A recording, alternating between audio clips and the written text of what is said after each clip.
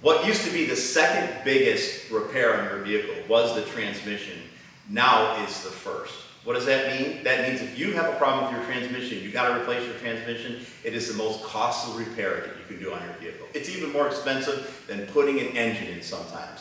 Now, when you bring your vehicle in here to Automotive Specialty Services, we check all your fluids because we are in the preventive maintenance business. I don't want to see your transmission go bad. In fact, I want to see your transmission last the lifetime of the vehicle.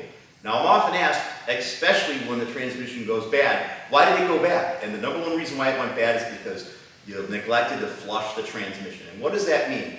I'm talking about hooking up a machine to your transmission and removing 100% of the fluid. Now, each vehicle holds anywhere from maybe 12 quarts all the way up to 18 quarts of transmission fluid.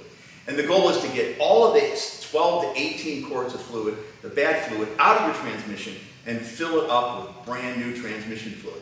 Now, why do transmissions fail because of bad transmission fluid? Well, most people think it's because of a lubrication problem and has nothing to do with lubrication. What it has to do with is when the transmission fluid breaks down, it cannot dissipate the heat that is generated from the transmission. And the heat is what causes the transmission to fail. So if you don't want your transmission to overheat and fail, you want to go ahead and take care of a transmission flush.